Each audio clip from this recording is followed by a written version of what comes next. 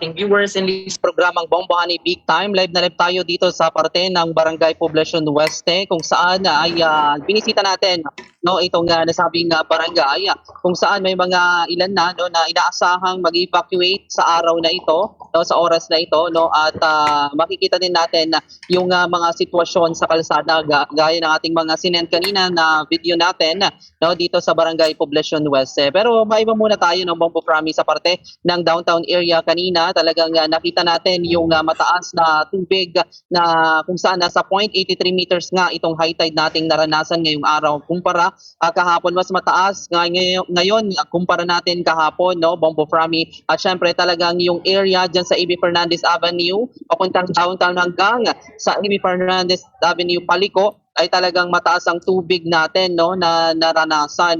Yung ilan dito ay lagpas na tuhod habang yung ilan naman ay ankle deep lamang itong lalim. May mga ilang mga sasakyan din na nakita natin na talagang tumitirik na sa kalsada lalo na sa parte ng Tapwak or Burgos Tapwak Road kung saan may mga tumirik ng mga motorista na pansin natin kanina. At syempre may mga dumadaan pa rin dyan na mga heavy vehicles natin. Pero yung ilang mga light vehicles talagang pinapayuhan na wag munang dumaan dyan sa parte ng Tapwak Road. At syempre sa parte ng Mayumbo kanina nakita natin, napansin natin na kukunti bilang lang ang mga sasakyang dumadaan dyan at walang mga vehicle gaya ng mga motorsiklo at tricycle na dumadaan. May mga ilan dyan, malalaking mga sasakyan or yung jeepney na lilulusong yung area. Pero bilang lang yung ating mga nakita kanina dyan sa parte ng Mayumbo. Mataas din ang tubig dyan, lagpas tuhod itong tubig dyan sa parte ng Mayumbo, Bombo Frami. At syempre may mga area din tayong mataas gaya ng malapit sa mga terminal ng bus at syempre sa harapan ng mall at syempre sa Arellano Street. Yan yung mga matataas na area dito sa ating lungsod ng Dagupan. At the rest, may mga ilan na din tayong mga nakitang baha sa lugar. Kung saan, isa nga dito ang Poblacion Oeste na ating tinututukan. Sa mga oras na ito, Bombo Frami,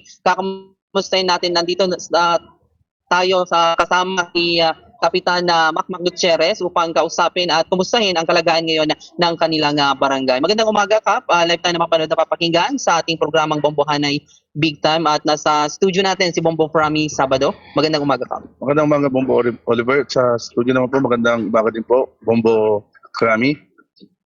Kap, kamustahin natin yung sitwasyon ngayon sa inyong barangay. Balita ko may mga area na medyo mataas. Gaano kataas na po yung barangay natin?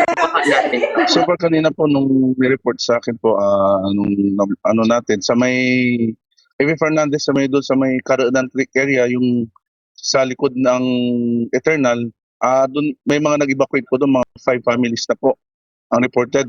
Punta po sila sa may PMS, pero ngayon pinapalipat ko po sila sa Juan Piguadis Elementary School kasi doon po yung tarang evacuation center po namin.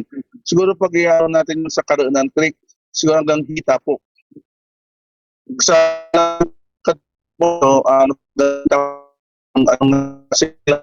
tax po yung tubig, kaya yun po yung natin. Tapos dito sa may Carmona area, kami ngayon, magpapa-evacuate kami mga almost 3 to 5 families uli.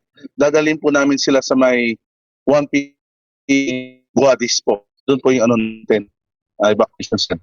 So, kapag may natin. So, hanap na to kasi nagawin po ng height.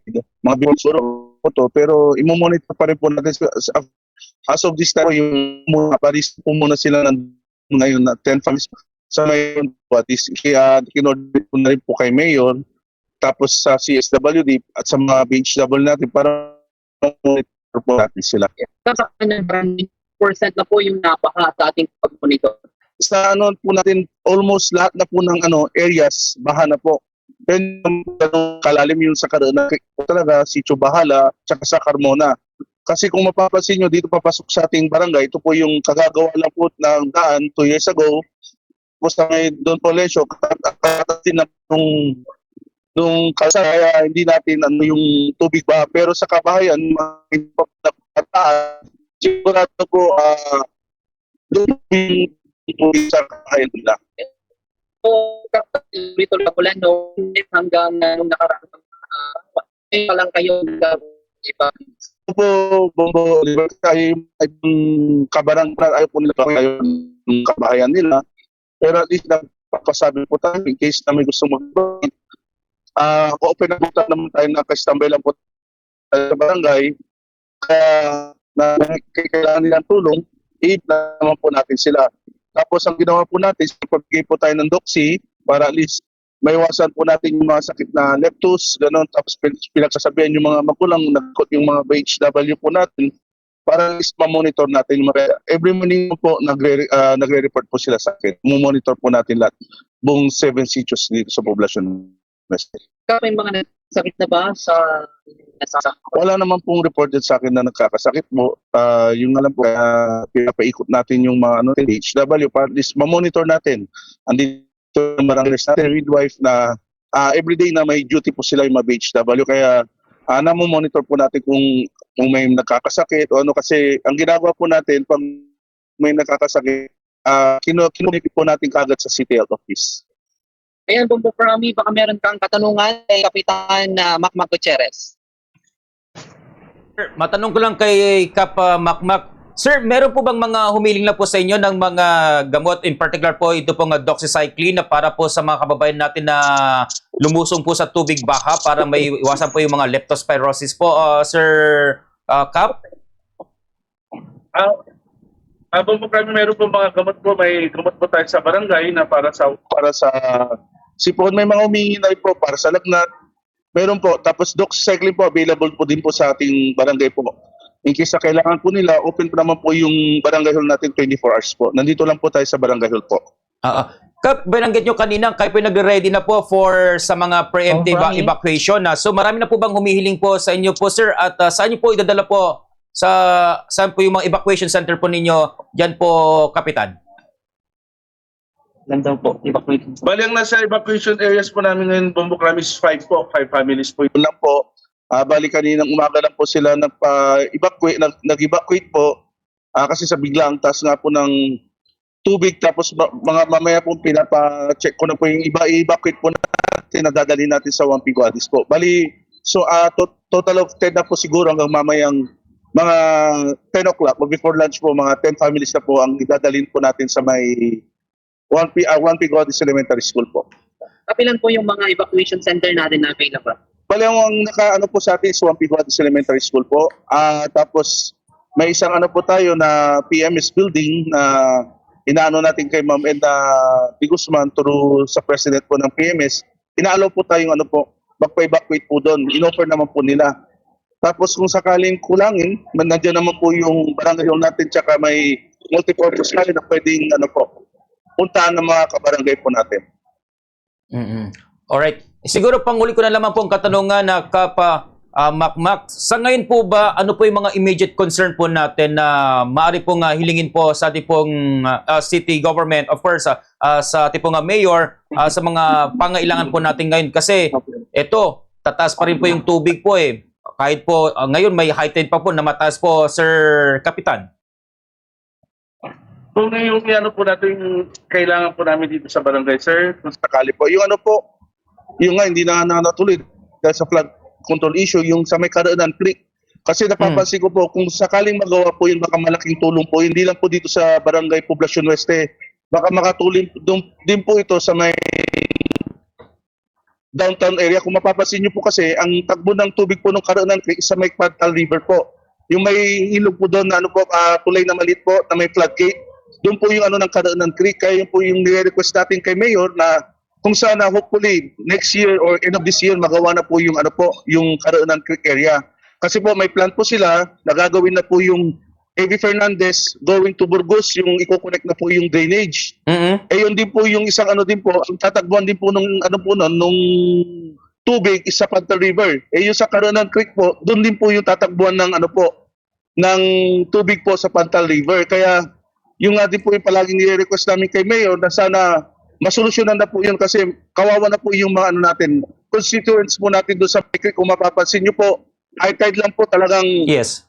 ano na po, baha na po sa kanila. Kahit summer, pag nag-high tide, wala na po talaga. Baha na, lalo lang ngayon po, sinabayan po ng high tide, tsaka buhos ng ulan, talagang mahirapan po tayo mga bata, kawawa na po sila, mga senior citizen po natin talagang kawawa. Kaya yun po yung hinihingi po natin kay Mayor na sana hopefully next year magawa na po yung Karanan Creek kasi naka-priority project naman po yun sa DPWH na hiling ni Mayor Belen, kaya lang po naka-issue tayo sa flood control kaya hindi po nagawa this year. Tapos yung hinihiling po natin kay Mayor yung service vehicle ng in case of emergency kasi wala po kaming sasakyan. Gaya po ngayon mag-evacuate po kami, ganoon po yung gagamitin namin. Pag naabot na po nung yung sa may tricycle yung makina niya, wala na po. Talagang maglalakad po kami i-evacuate yung mga kabarangay po namin Bombo Krami po. Apo, Pangulin lang pong Kap, pwede po ba yung pumping station po na magkaroon po tayo dyan sa tipong barangay? Kasi sabi nga po ninyo, kahit summer nga, kapag high tide pa lang, tirik na po yung tirik ang araw, ay kung bahana, pwede kaya yun na maging operational or pwede po yung pumping station, malaking pumping station para at least guminhawa itong tipong barangay, Kap? Opo, yun po yung magandang, yun po rin yung narinig ko pong isang gagawin. I-construct po nila yung drainage system tapos magkakaroon po ng pumping station kasi yun na po talaga yung magandang option din po doon, sir, na makakatulong sa mga kabarangay po natin, hindi lang po sa kabarangay natin, baka dito rin po sa ating syudad. Kung papansin nyo po, ngayon hindi na po binaba yung St. John Cathedral. Kasi ganun po yung ginawa nila. Nasa ilalim po yung catch basin po doon, nasa loob, tapos pinapump lang po nila yung tubig, kaya walang talagang dry po yung ngayon, yung St. John, kasi yun po yung ni plano po ni dating city planning Engineer Romeo Rosario at ni former City Engineer Virginia Rosario.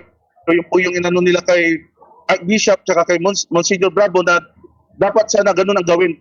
Kahit dito sa Karanan Creek, siguro malaking tulong po yun, yung pumping station, kung sakaling yun po ang gagawin, tapos renovation po nung Karanan Creek area po.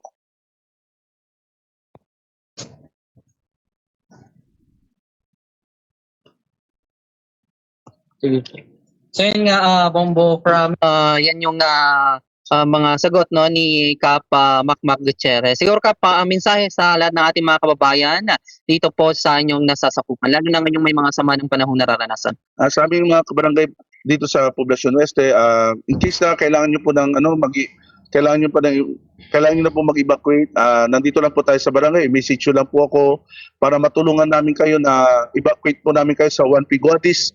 Doon po yung evacuation center natin at saka yung mga nangangailangan po ng gamot. Open po yung barangay hall po natin na 24 hours po na may tao po dyan. Dyan po tayo sa barangay hall na nagpo-monitor dito sa ulan at saka sa taas sa baha na dulot ng habagat po.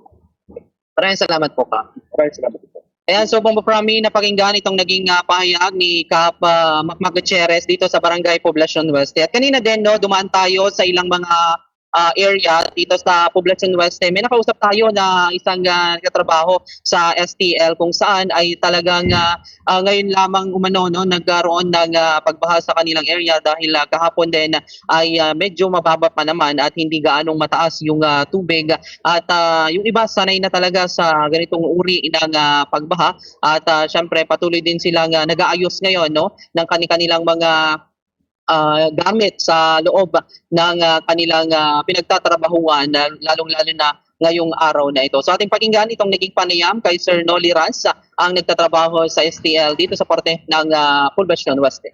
Ako nga pala si Noli Ras, empleyado kami dito ng Content Chain. Bumula kami dito. Sakay kami ng PCSO. Bale. STL. Ay, ganito nga nangyari. Malalim yung aming lugar. Ay, baha dito eh. Ilang araw lang umula, kaya ganito. Saka malalim nga. Bulan ito ng bulan nga kami ng STL. Bumubula kami dito, sa legal naman ito, bumubula kami. Ay kaso nga, kami ganito sitwasyon, malalim. Walang bula po ngayon. Hindi pa alamin po kung tatawag sa amin kung diretso aming trabaho kung ano. Dahil sa yung ginagawa ninyo na preparasyon? Ay dito, sa mga gamit, tinatas yung mga mababasa. Saka papanyo, nag-ano kami ng mga kakainin maghapon. Nakapamaligid na kami kanina. Tatanong, mataas pa naman, may extension pa naman doon kami bahay, mataas naman yun. Baka hindi na maabot yun. Doon kami natulog sa itaas. Palitin ngayon lang nangyari sa amin dahil nagdire-diretso ang ulan. Yung mga nakaraang bagay na madali lang naman. Nawala din na hindi na papasok dati.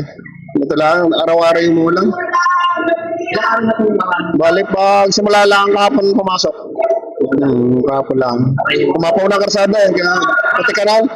mas mataas pa ba yun, sir? Oo, palang nito ano, mataas ngayon. Kanina, ano pa yan eh, baba pa. Tapos naman po yung pag-gagawin sa video ng bigay pa ang data. Eh, wala, bigla na ano eh, pangyayari. Kaya hindi na ano eh. Bigla na. Ayos lang naman, sanay naman din sa tubig, sa baha.